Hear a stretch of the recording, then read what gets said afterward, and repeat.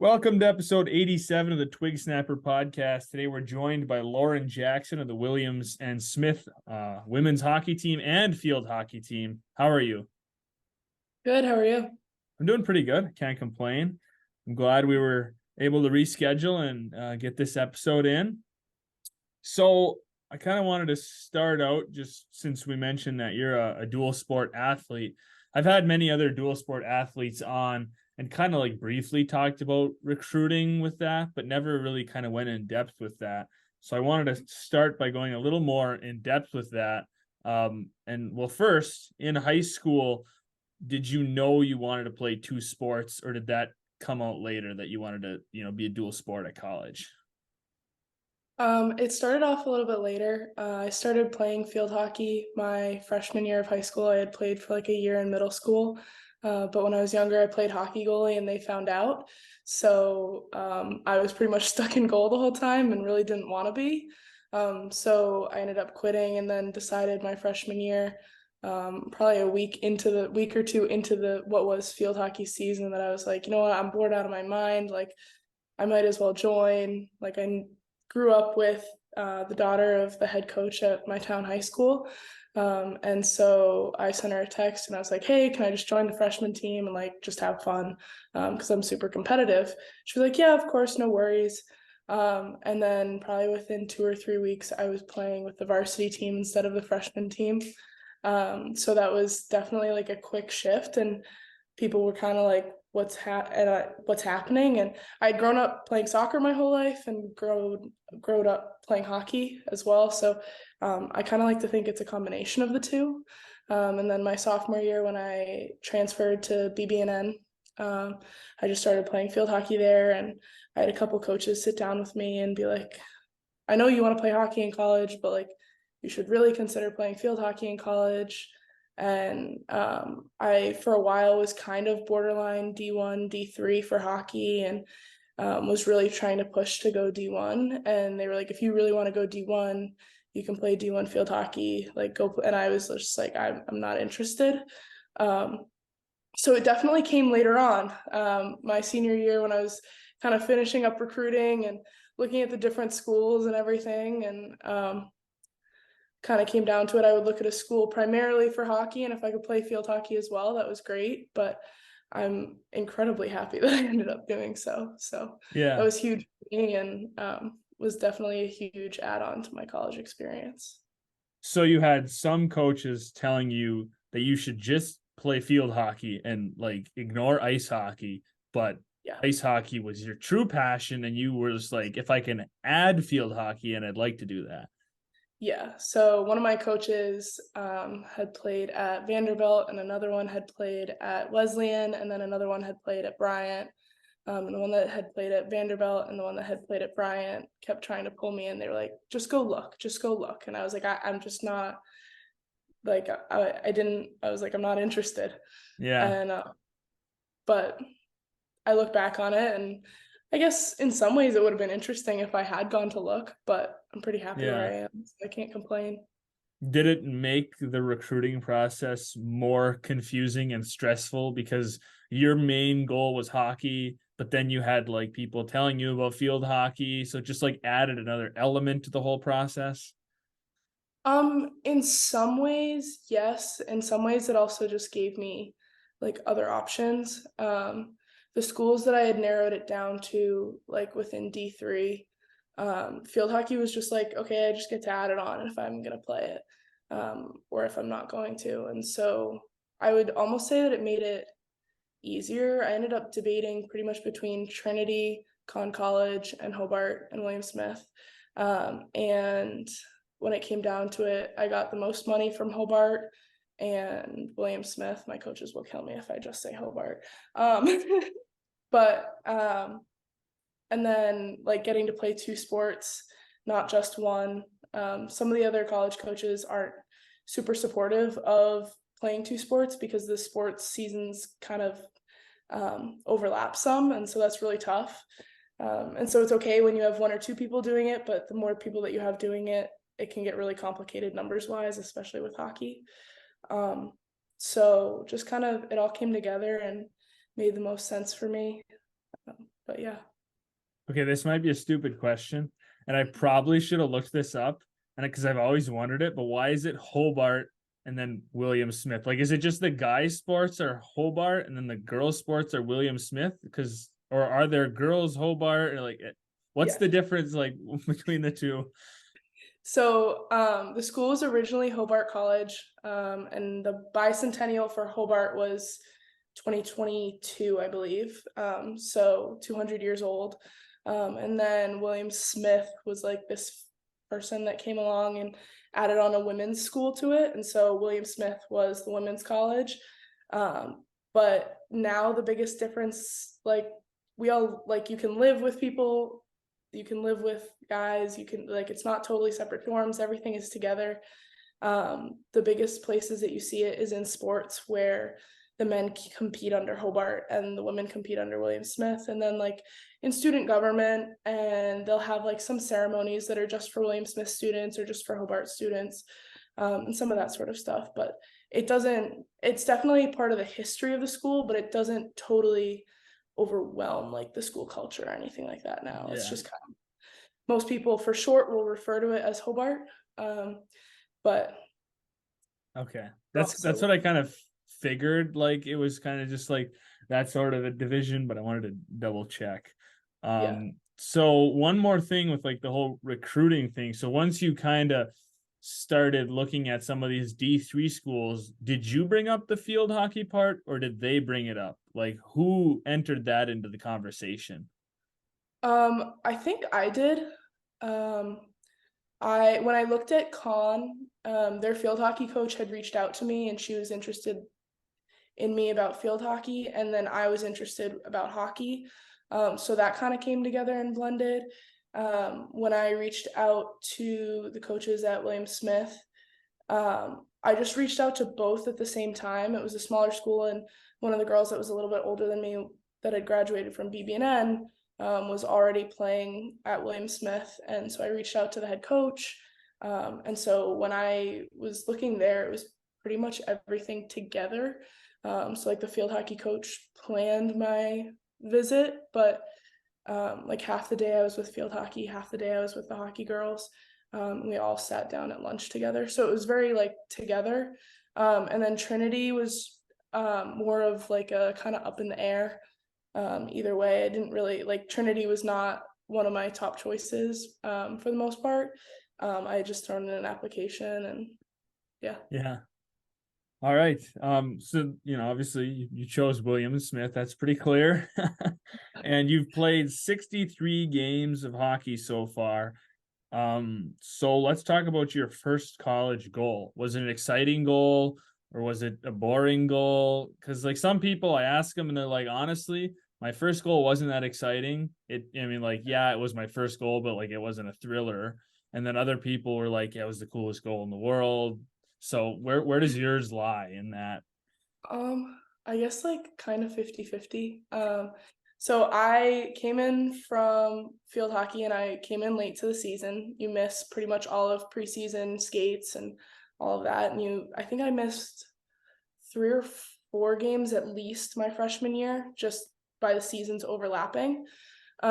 So by the time that I got to the team, I call myself a very stay-at-home defenseman. I am not exactly the one rushing the puck end to end during the game. It's not my style. Credit the people that can do it, but that's not for me. And so I came in late, and the coach was like, look, I have 6D that I'm very comfortable with right now in the rotation with their partners. But we don't have set forwards yet. And so I had been playing D since I was 11, maybe. She was like, you're a wing now. And there was so much that I learned while doing that. And we played a man-to-man system in the D zone. So that was also a huge learning curve for me.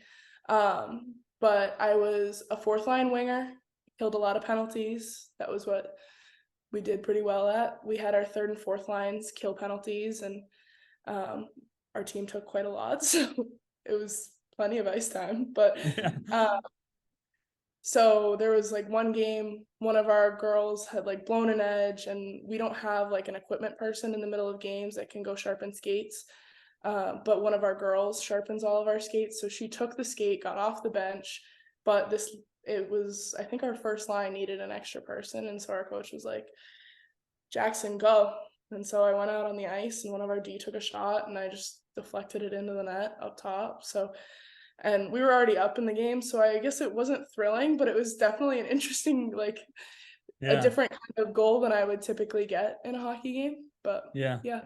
Well, I think it's interesting that you started as a D and they were like, well, we kind of have all we need, so you're a forward now. Yeah. And you just had to So that didn't transition. last. But No? yeah. Are you No. back to being a D? Yes. You're probably happier being a D. Oh, I'm so much happier. Yeah. But So this past season, in the NEHC tournament, you guys had a good start and then kind of a tough end. You beat Castleton 5-0, and you ended up losing to Elmira, which was the number 9 team in the nation, 4-3.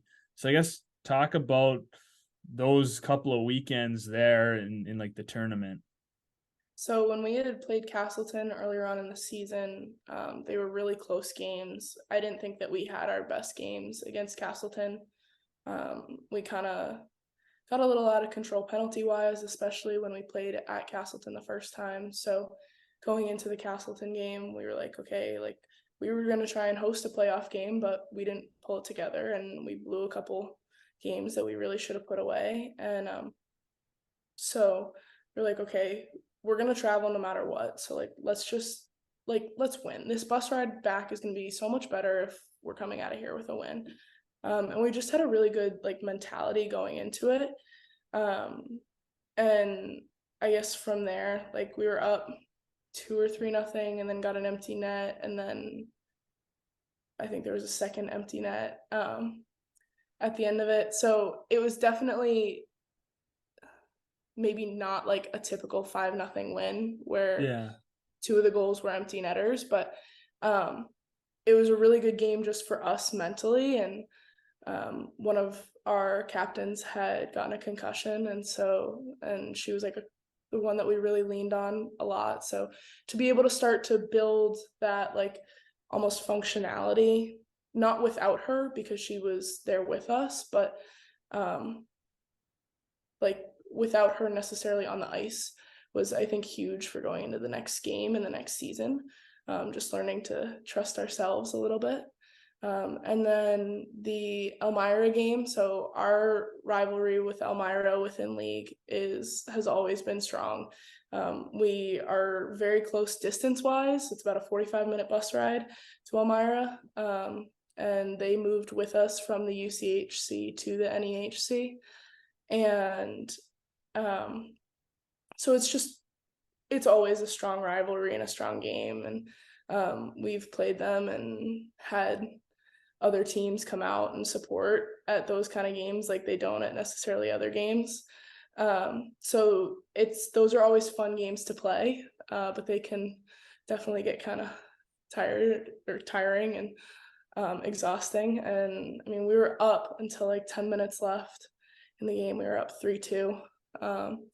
And they're very strong all the way through all 4 lines. And the fatigue definitely set in for us. I don't know if you've ever been to Elmira's rink, but it is, we call it Epcot because it kind of looks like Epcot. And it's really dark and like floodlights and a massive like stadium around it.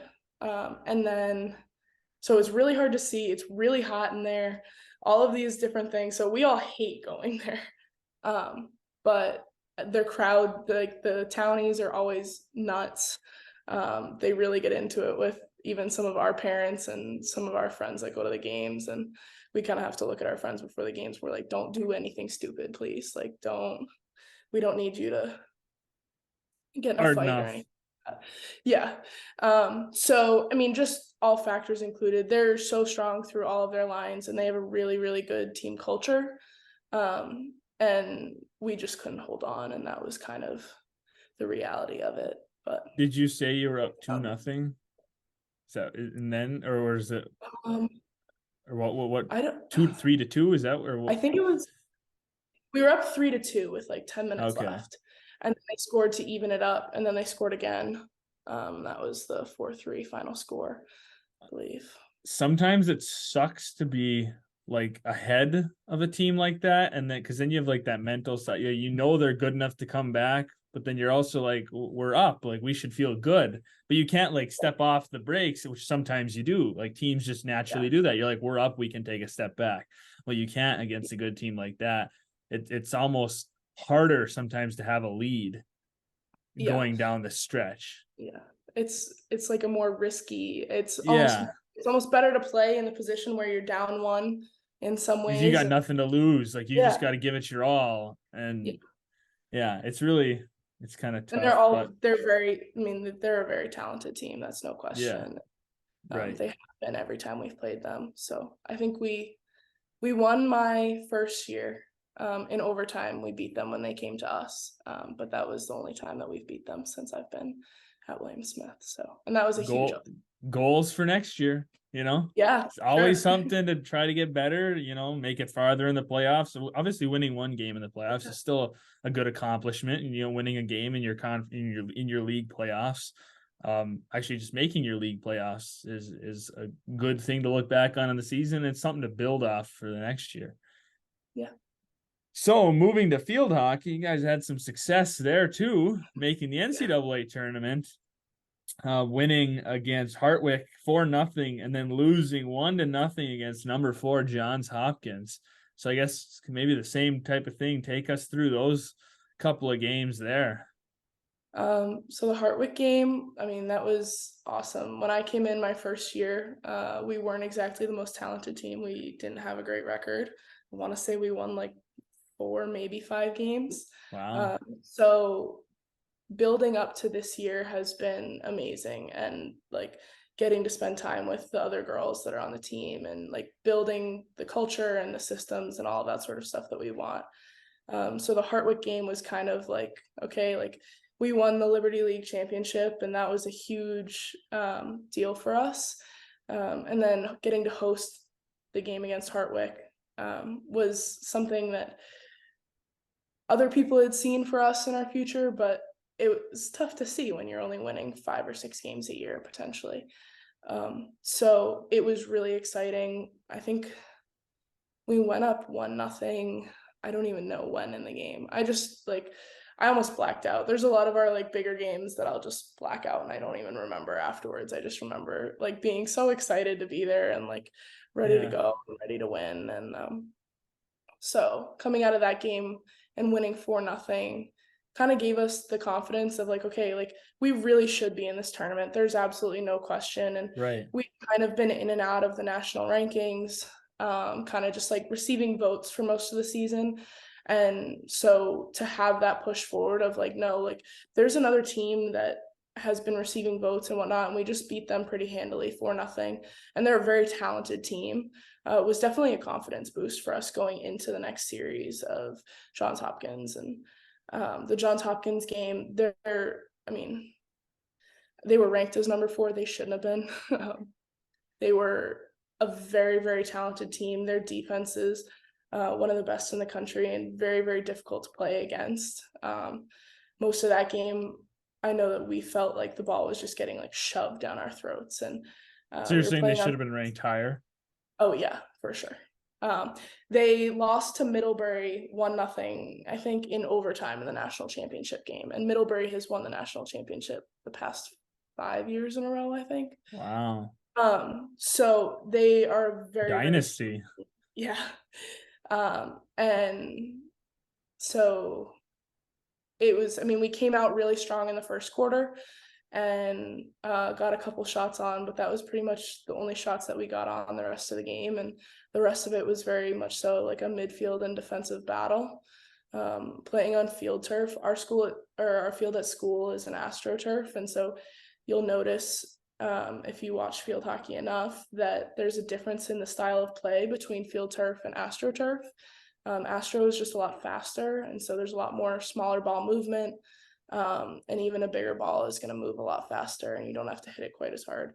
On a field turf, you're going to see a lot more like aerial play, so the ball is going to get thrown in the air a lot more, and potentially like a bigger ball game, just because it can't move like it does on AstroTurf. And so the Babson turf, the regular turf, was the best regular turf we had played on the whole season. We were all really surprised at how well it did move on that turf. But it was definitely like, in that moment, Johns Hopkins plays on a regular turf, and they were a turf team, and they deserved to win that game. That's for sure. But we put up a really good fight, and I was really proud of us. And to have like a defense that can shut down a team that we really only got like 2 or 3 shots on the whole game, and we were able to hold them off that long. Our goalie came up with a huge save on a stroke, and we just had a really good effort from everyone. And one of our defenders, one of our best players, honestly, got hit in the head, or got hit like right up here. I don't even remember if it was with a ball or a stick, and ended up having to get pulled in like the last 5 minutes of the game and had to go get stitches.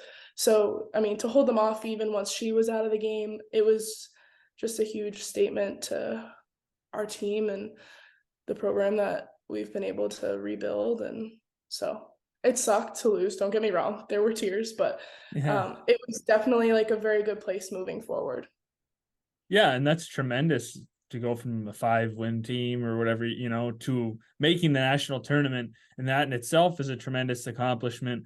And then obviously, like you said, it's sad to lose. There were tears, but it's a loss that you can be proud of. This is like dumb as that sounds in a way, because like obviously you don't want to be proud losing. But like you said, it's the great team that you put up a really good defensive game against. You didn't get embarrassed. You played hard, tight game.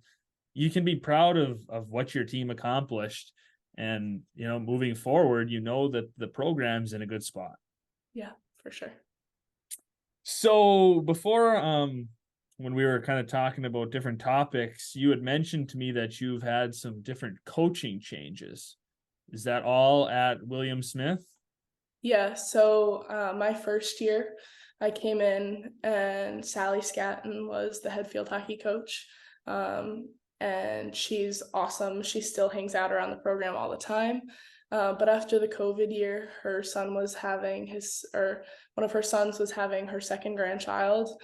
About 3 days into preseason was the due date, and she had been the head coach for, I want to say, like 42 years or something, and had won 3 national championships and everything. And we knew the time was coming. My class was kind of hoping that we were gonna get through and get to have her for all 4 years.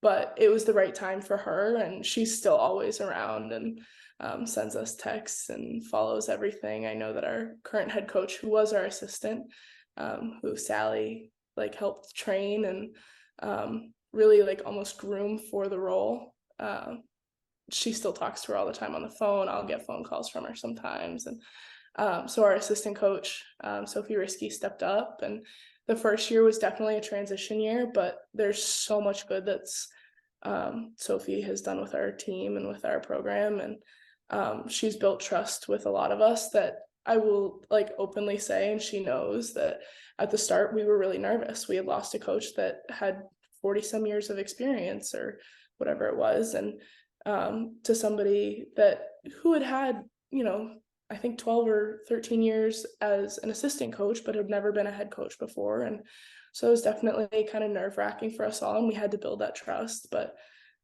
she's done a fabulous job, and my relationship with her as a coach has definitely grown. And I'm really excited for the future of the program with her in charge and for this next year. So that was right after the COVID year. With ice hockey, our head coach stepped down after my first year.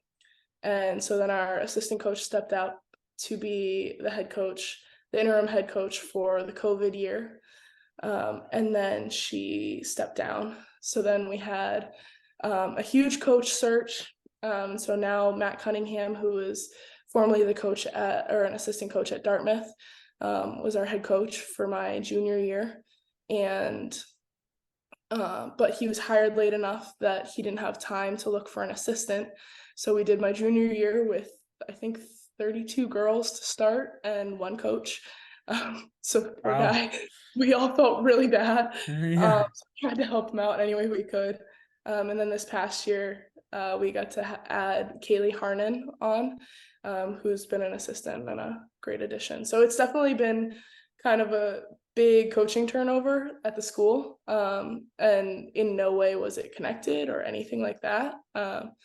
But it was, I mean, it definitely throws you for a loop. You get recruited to a school, you go to play at a school, and you're assuming the coach is going to be there your 4 years, and all of a sudden, neither of the coaches that recruited you or either of your coaches anymore. So it's definitely a different experience than I was expecting, but a good one overall for sure. Yeah, I was gonna say it. Obviously, it's different, but it doesn't sound like they're bad coaching changes. Sometimes you get a new coach, and you're like, "This just isn't gonna work. I have to transfer because I came in with this other person, and this guy doesn't like me. He's not playing me. I can't stand the way they coach. I don't like their mentality." So it sounds like you're happy with both of your coaches, which is good because obviously you don't want to have to go through that in a coaching change with all the struggles. Yeah.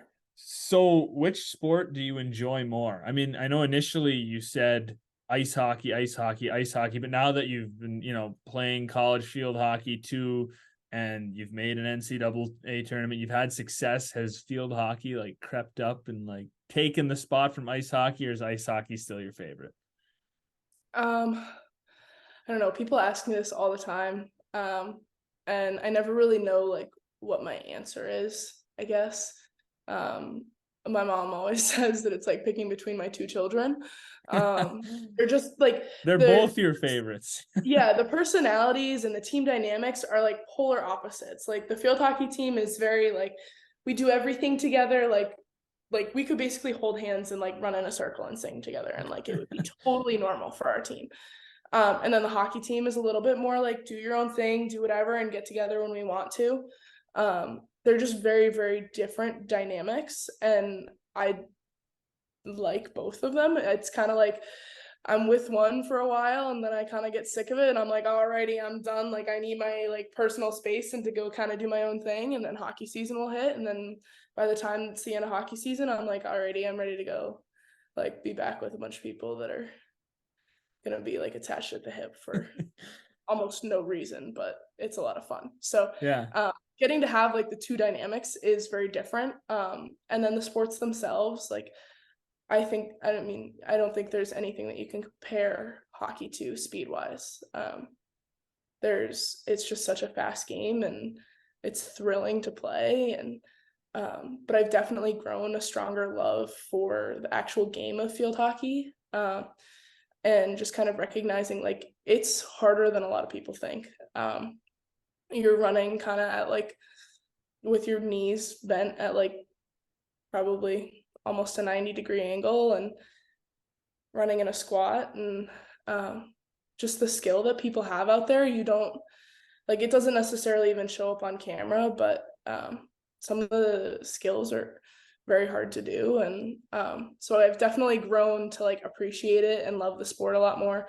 I also like I don't know if you've ever seen videos of like European men playing field hockey. Mm-mm.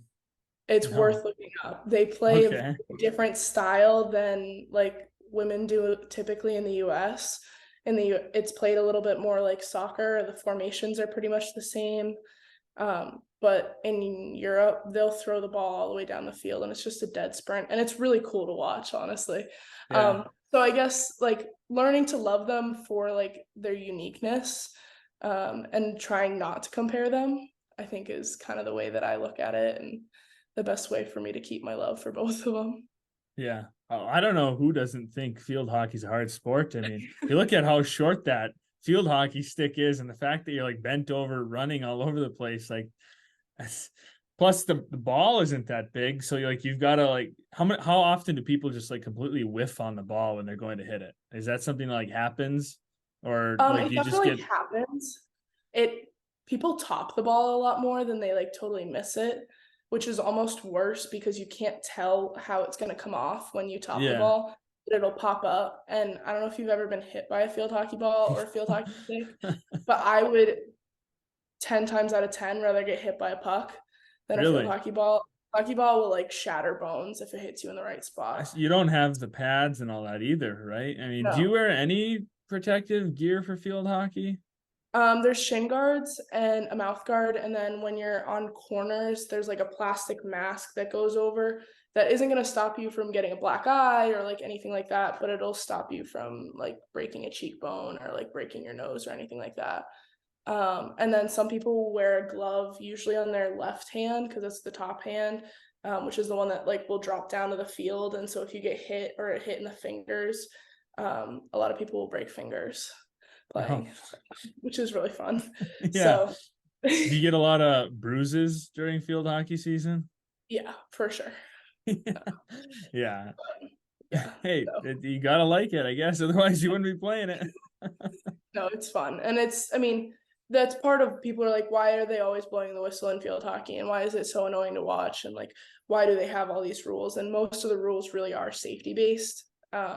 Like the ball coming above a certain height, like in a field of people or whatever it is just because the balls can do so much damage if they're not played right. So if it's against the rules, it happens a lot less and that sort of thing. So Yeah, people always complain though when it has to do with like safety. Like, yeah, sometimes it might take a little bit of the fun out of it, but it's really not fun when people get hurt. Like, yeah, yeah. So I mean, people always complain though. It's just part of life. So, in a non-sports sense, what do you like to do for fun? I love being outside. I love spending time with my friends. I'm definitely a people person. I am unfortunately an only child. So my friends are kind of like my siblings, whether they want to be or not. So like when I'm at school, I'll just go like sit in their rooms and bother them. Not really, but like just hang out and be around people. I love being outside and especially during the summer, like going on little hikes and just spending time by the ocean or doing whatever. I'm kind of up for exploring, and I'll go into Boston some with some friends when I'm at home or up at school. I mean, it's the wine region, and there's a bunch of wineries and breweries up there that are also really fun to go check out.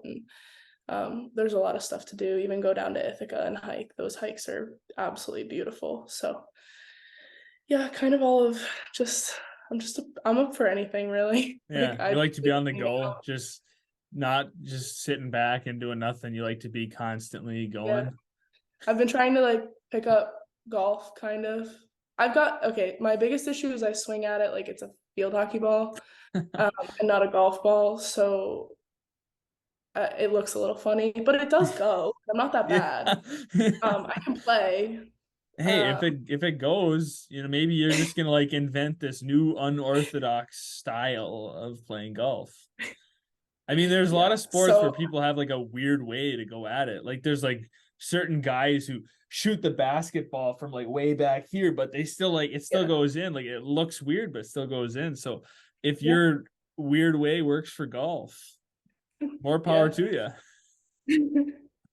Yeah, so just doing little stuff on the side and trying to stay outside. And I'm home this summer for the first time in a couple summers. I've been up at school doing research and helping to develop a class the past 2 years. So I'm home this summer and just going to the gym and hanging out and doing whatever I can to stay busy. And Yeah. yeah.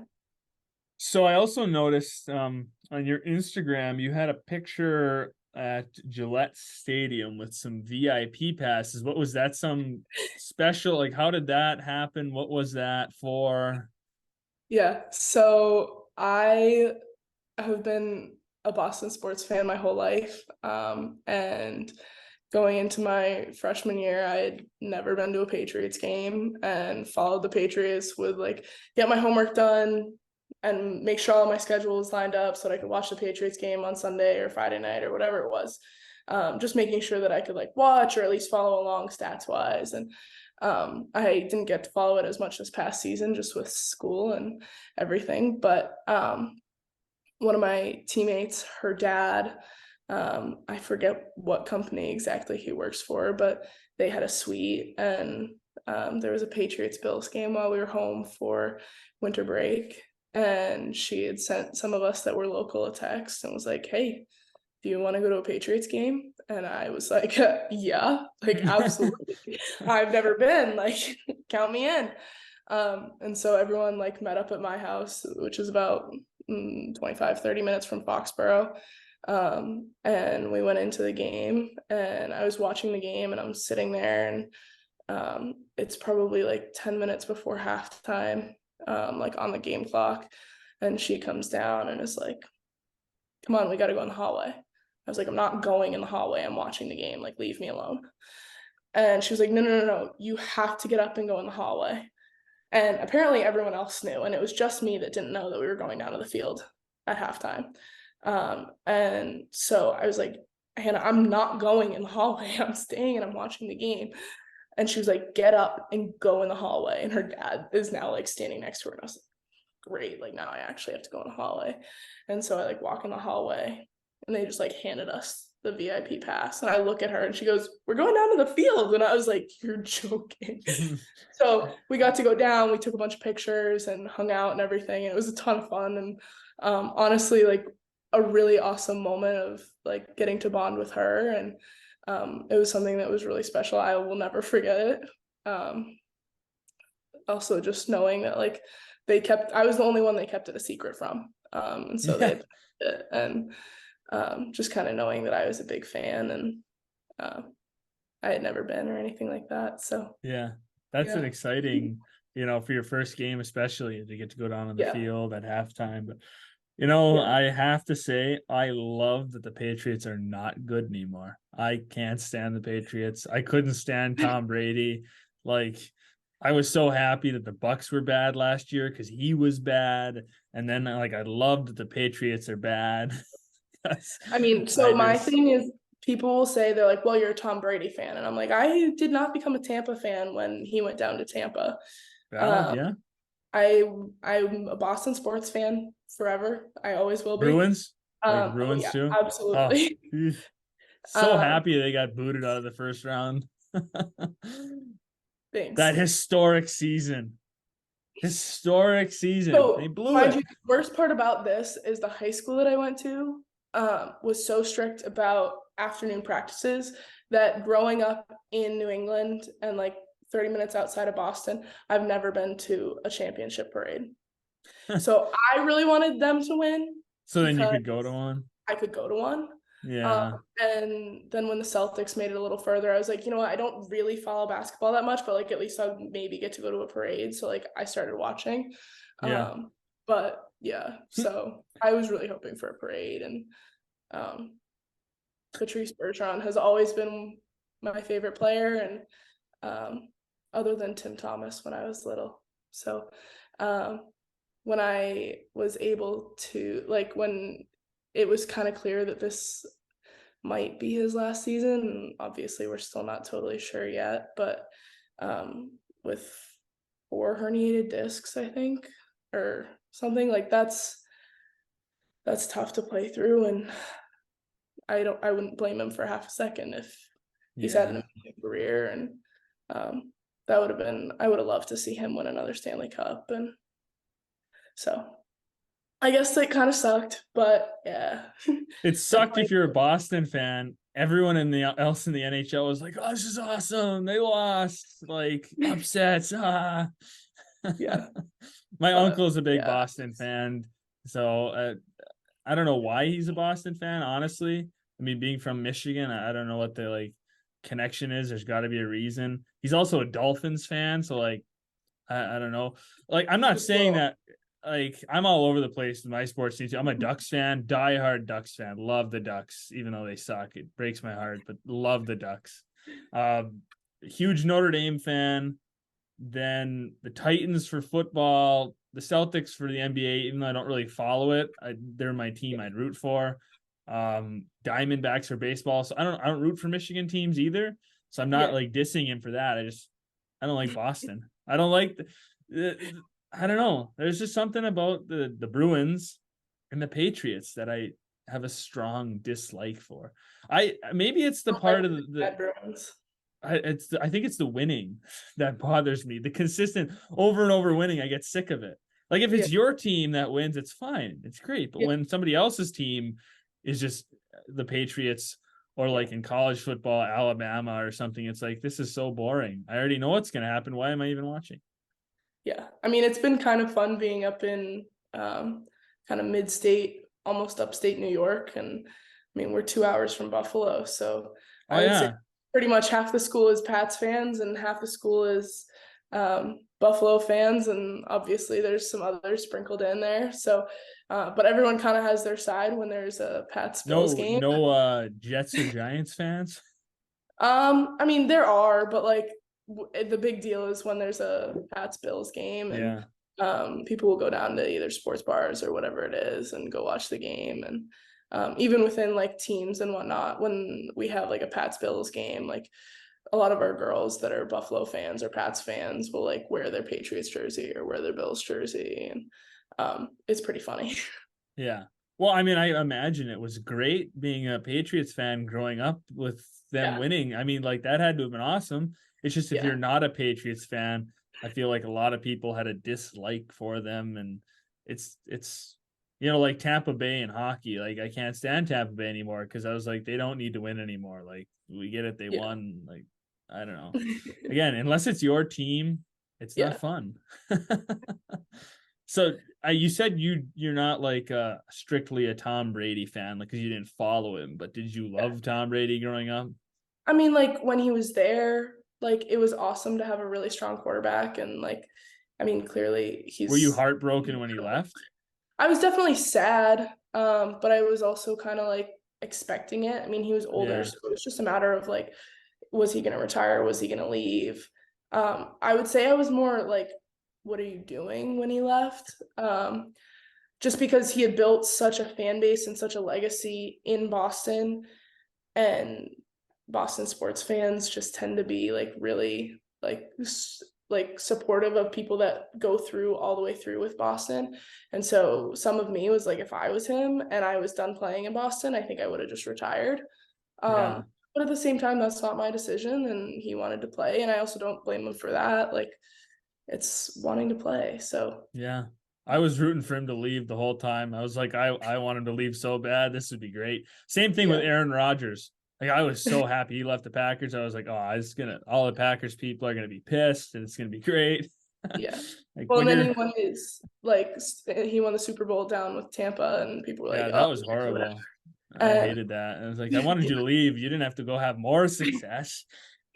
I wasn't thrilled that he won it, but there was a Hobart alum that was on the offensive line, so that was kind of Oh, cool. The school this like did some stuff and supported yeah. him. Well, that's Um, exciting. he kind of comes around campus sometimes, so that was kind of cool. Yeah, But that's pretty cool. I mean, to have a D3 football player, yeah, win Super Bowl. yeah, to make it from D3 or D2 is impressive Yeah, to the NFL because obviously it's very hard. There's plenty of guys from D1 that don't make it. So if you can yeah, defy the odds and make it from D3 and or D2, more power to you. yeah. So, where is your favorite, like switching complete gears here, favorite place you've ever traveled? I guess that's kind of hard. I was really lucky growing up. My mom traveled a lot for work, and we have family in California. And so instead of just going to California every year, we'd usually meet up somewhere. And then I got to study abroad for 3 weeks. Hobart and William Smith has one of like the best study abroad programs in the country. And so there's like short term. So I guess my favorite trip that I've ever been on has to be my study abroad trip. I went to Wales in the UK, so not exactly a bright and sunny place. No, I've been to Wales. It's Yeah. great. Um, so we went through the University of Trinity St. David, based out of Carmarthen, and we were with the Outdoor Adventure Education Program. And so we were basically hiking, climbing, like just doing a whole bunch of outdoor stuff every day. And there were 11 of us on the trip. And then one of the deans from Hobart and William Smith, and then two like professors slash guides from the University of Wales, Trinity St. David, and then we had 2 what they called buddies, which were 2 people that were in the program there that like helped out. So it was really cool. We got to hike the 3 highest peaks in the UK. So we hiked Pen y Fan, Cadair Idris, and Snowdon. And so those were just really cool experiences, and our group became really good friends, and they're still some of my best friends. And so that was definitely the experience of a lifetime. Other trips that I've loved, I got to do a cruise to Alaska. Wow. Which was unreal. It was beautiful. Not your beach vacation for sure, but it was really, really cool. And then our family vacation spot is St. John in the US Virgin Islands. And that's kind of, it's familiar to me, but it's not, depending on where you stay, it's not overly touristy, because there's no airport on the island, and there's really only one place that boats can come in, and cruise ships can't dock to the island, so they have to, any people that are coming over from cruise ships have to go from St. Thomas over to St. John, or I think some of them are starting to like anchor in between and like send boats to either one. But so that's been really kind of like a second home for me in some ways, of just like, I just get to relax when I'm there, and the beaches are beautiful, and we know where we're going. And so that will always be kind of one of my favorite places that I have ever been and ever get to go. And so since you've traveled to many places, if you could go anywhere else, that you've never been, all paid for trip, wherever you want, where would you go? Like, where's the next place on your bucket list that you want to go so bad? I would say either Australia or the Maldives. I'm Okay. certified.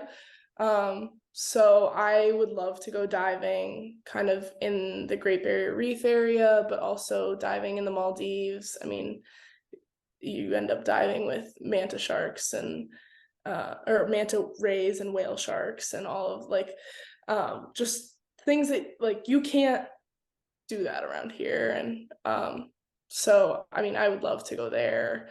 I have a huge bucket list of travel places. Like I Doesn't don't know how I'm everybody? gonna get everywhere, but I'm gonna Yeah, exactly. Exactly. There's not enough time or money in yeah. life to go everywhere you want Yeah. to go. Like I've it's made travel TikTok where it's like, okay, I'm gonna show you, like, you just have to get to Europe, and then I'll show you how to like stay places for free, and like you'll just have to work a couple days. And I'm like, well, that might be kind of fun. Like, I don't know how my parents would feel about it. Oh, see, what you got to do is you just got to be one of those influencers that like that's their Yeah. whole model is like you travel and you have like brands that support you, and you just like go from vacation spot to vacation spot. You like blog what you do, and like Yeah. that just, it's probably not as great as it looks on the outside. None of it ever is, but I feel like that would Yeah. be a pretty nice gig if you just got paid to That'd be travel, cool. like that was your job. That'd be pretty awesome. But That would be pretty cool. all right, we'll finish on this question. It's a question I like to ask people just because you get a interesting, wide, answers. And that's if you were at a party, you're at a bar, you're somewhere with your friends, and you lose a bet, and you have to go sing karaoke, but you get to pick the song. So you're gonna embarrass yourself, but you get to pick the song. What's your song? What are you gonna sing? Um, I don't Maybe you know. won't embarrass yourself. Maybe you love karaoke. I shouldn't have said that. So one of our bars up at school does karaoke every Thursday, so we love to go. Um, So, I mean, I think Valerie is always a good one. But I'm also a huge um, country fan. So, I guess it kind of depends on like the vibe. I don't know. I guess I would say Valerie or something funny. And, um, but There's if definitely some there's good country songs that are like kind of Before funny We that Cheat would is be, always a good yeah. one. Oh, Yeah. I didn't think of that one. I was Yeah. thinking like Friends in Low Places. I feel like that'd be kind of a fun one to do. Yeah. Um, there's Red Solo Cup. That'd be kind of fun That's to pretty funny do. for You sure. know, I'm trying to think of some other good ones. But I can't think, but yeah, I would say probably anything Toby Keith. Anything Yeah. Toby Keith. Yeah. Yeah. Like, can't go wrong. Could get away with some Luke Combs for sure. Not a huge Luke Combs guy. I like When It Rains It Pours. That's a good song. It's not like a karaoke. I wouldn't sing that for karaoke though. Yeah. But I'm trying to think about, now I'm looking at what I have. So is country your go-to? That's your favorite music? Like it kind of depends. I'm kind of all over the place, which I know isn't very helpful, but I definitely like country. What do you warm up to, like, for games?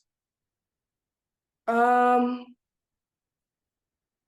all over the place. So I'm usually on aux. So we have like a playlist that we have everyone contribute to at the beginning of the year. So there's always going to be some Taylor Swift on there. That'll pump you up. Yeah, there's going to be some Pop Smoke on there. Taylor Swift doesn't strike me as like great pump up music though. Like how do you get serious listening to Taylor Swift? Well, we don't. Our team typically does a lot better when we're like laughing and having fun. Everyone kind of gets inside their own heads pretty well to begin with, so it's a lot more about like getting everyone to relax when we're all together, and then it'll kind of go from there. It kind of depends on the vibe. Like I want to say, I can look at it right now. Our playlist is 24 hours long. Like so you rarely, get through you never get through the whole thing, but there's got to be songs you never hear. Oh yeah, but it's 24 hours long. I mean, did you tell everyone to like add 200 songs to the playlist? Well, no, we just send it out and they all just start adding. People just start jumping. Yeah, so it just goes from like Just Wanna Rock to California Girls to Midnight Rain to Element, and like it's just all over the place. Death by a Thousand Cuts. Like we really just, we'll hit shuffle. I'll usually give my phone to somebody else potentially, depending on what we're doing for the warm up and where we're at. But I have the speaker for the away games, so it's kind of easiest for me to connect to that. And at home games, it's whoever wants to, for the most part. But hey, whatever works for your team, whatever gets your team, whatever you get the right vibes from, you do you. A lot of teams, they want to be like serious guys. Like if people they put their head, like it's like I'm in my zone, nobody talk to me, I gotta get serious. You guys want to be like funny and laugh, like get loose. Whatever There's works. always a dance party before the game, always. Hey, you got to have your own like uniqueness for your team. And if it helps you win, there you go. Yeah. Yep. All right. Well, thanks for coming on this episode of the podcast and talking about all kinds of different stuff. It was fun. Had a fun time. So yeah, thanks for coming on. No problem. Thanks for having me.